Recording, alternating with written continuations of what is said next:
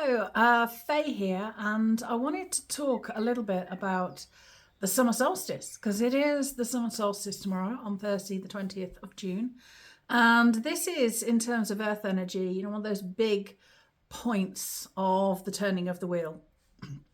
So in the Celtic wheel, we have these 8 festivals. We have midwinter, all the way around through to midsummer, back around to midwinter again.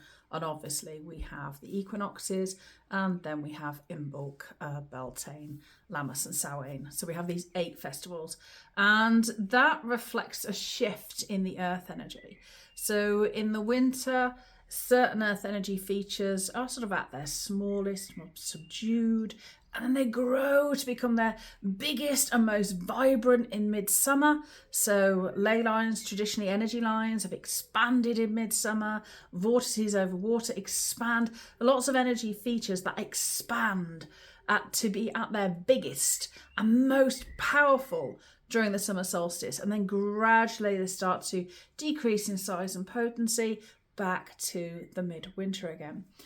So we're feeling this flux of energy at the moment. So that we feel that in many ways, because when we talk about energy in the environment, there is a plethora of different energy fields. So from the earth itself, there are electromagnetic fields, there are sound waves coming from the earth, there is plasma coming from the earth that goes up into the magnetosphere.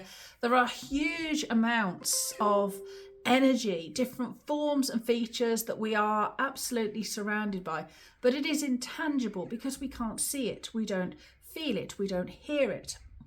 And so we are surrounded by these forces and fields all the time, and we don't really recognize them, but they are a very real part of our lives. Because we are enmeshed in the seasons. We are inhabitants of this celestial body that is hurtling through space. And we are in this beautiful position to embrace all these energy fields. So right now, for our ancestors, the summer solstice was one of those powerful days because also they recognized that everything begins in the darkness. Your own conception begins in your mother's womb in the darkness. The seeds of nature are planted in the darkness of the soil. Everything begins in the darkness so that it can come into the light. And really, our Celtic ancestors celebrated both the light and the dark on midsummer. Similarly, in the midwinter, we celebrate the light and the dark because we cannot have one without the other. They are the yin, they are the yang. They are these two polarized forces that together come together and create. And right now, it is a celebration. We are at this sort of highest potency of the masculine fire god, the god Lu. It's the virile masculine energy that's action taking. It's out there. It's bright. It's incredibly powerful.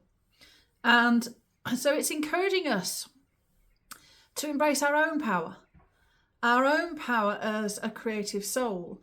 And I think often in today's society, when sort of the world around us is in strife and the systems and structures that we can see are under stress and strain politically, economically, there's war, there's unrest, there is all this tension in the world, all the things that we hold dear are crumbling, then we can feel a little powerless. But I want to talk about power and powerlessness, really. In earth energy, it is at its most powerful. And power is a quality of it. It can never not have power within it, even when it's at its most vulnerable in the darkness. And we are the same. We are always powerful. We sometimes forget that power is a quality of our soul, because we often mistake control for power. Control is actually powerlessness masquerading as power, because people try to control others when they feel powerless. Governments try to control people when they sense they are losing power. So powerlessness is not the opposite of power, because really power is love in action. It is our power comes from this loving universe that created us. Power is a potent aspect of our soul.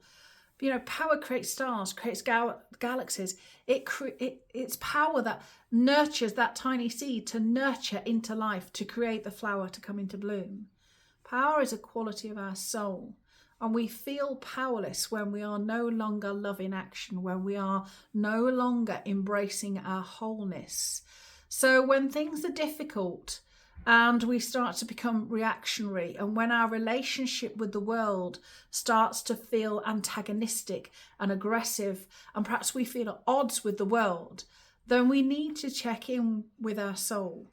We need to check in with our own power. You can ask yourself, is the way that I am reacting to what is going on, is it contributing to healing and restoring wholeness in myself, in my family, or in my community, or whatever it is this issue is how I'm responding to the story that I am witnessing contributing to wholeness and healing? Because if it's not, you will be feeling powerless, but then you will probably try to exercise some form of control because you feel like you're losing power. But power is ultimately within you. We want to step back into what our soul values are. What are the things that I hold dear? Maybe I hold dear peace, love, justice, the environment, whatever it is that you hold dear, the things that are really meaningful to you.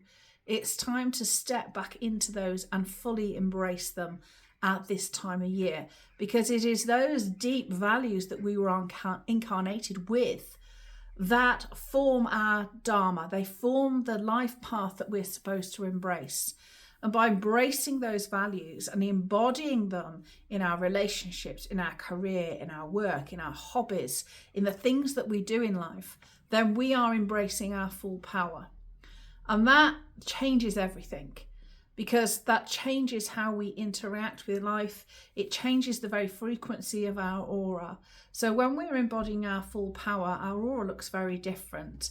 And I can look at people's aura and I can see these energy structures around them, and I can see who is actually full in themselves, who is embodying their power. I mean, we're never fully there, and we have life's and ups and downs. But when somebody is in a good place within themselves, they are robust, they are very strong. Their aura reacts very differently to things that would often inhibit us. So let's go back to earth energy again.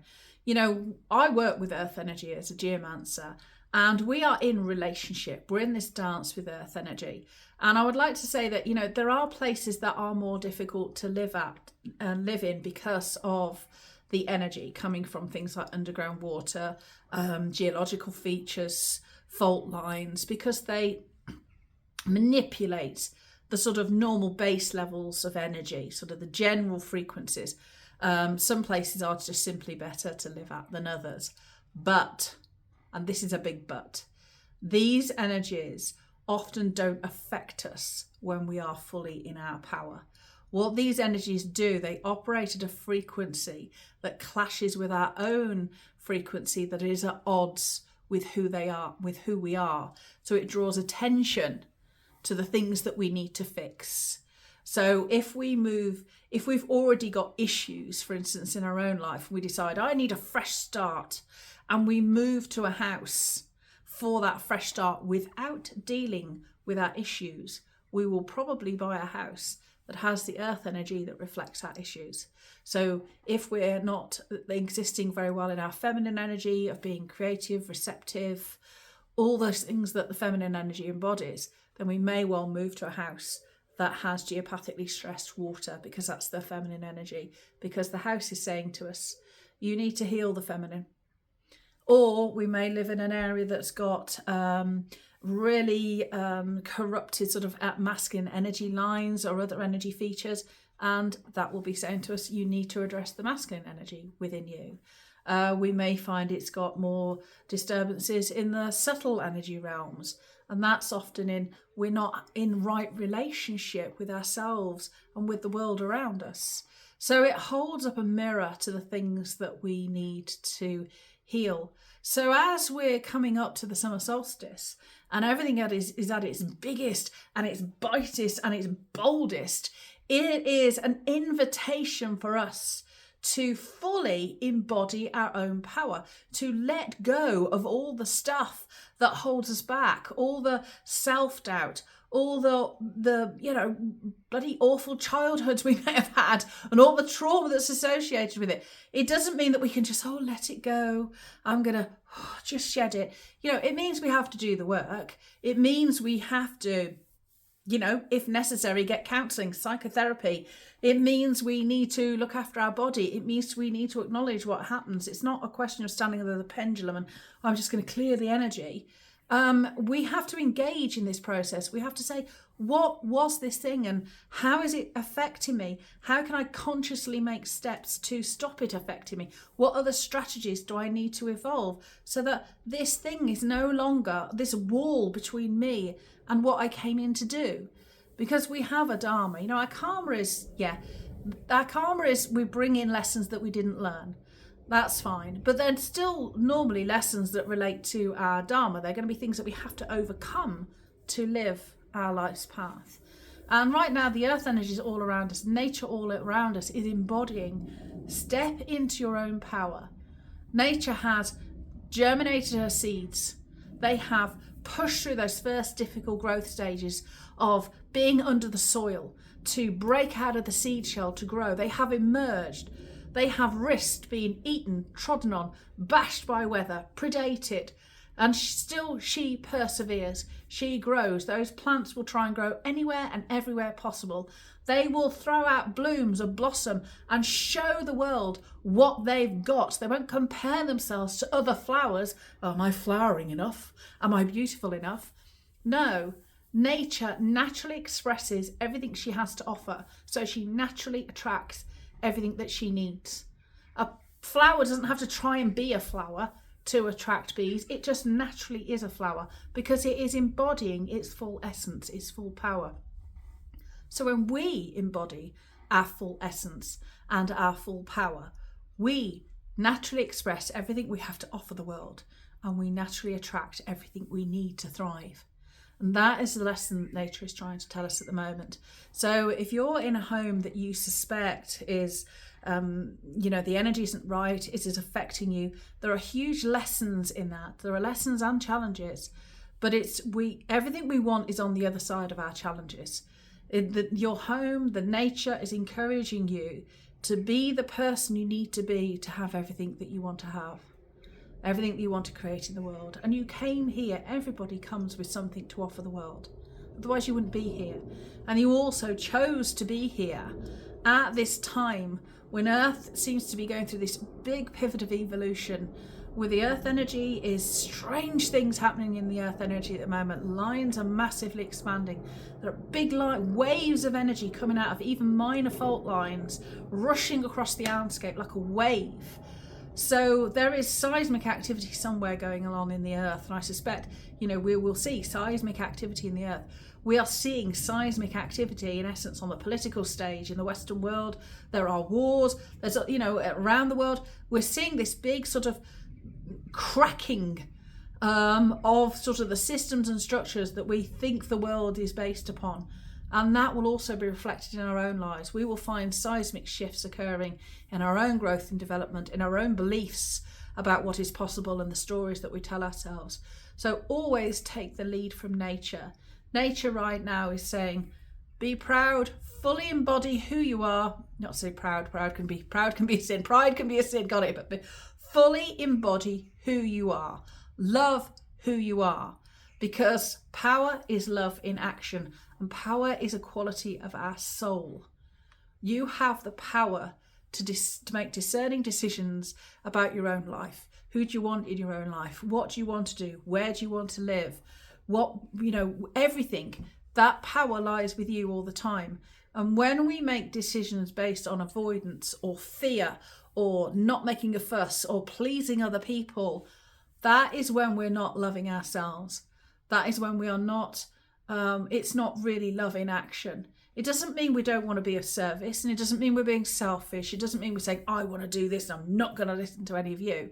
No, it involves us making decisions from love about what's in our best interest, but also how does that sit in the relationship we have with this people, with my job, with my career, because we will always be in relationship with other things. We're not an isolated unit. We can't barge through life. So, but that is what ultimately the summer solstice is inviting us to do. It's inviting us to step into our own power.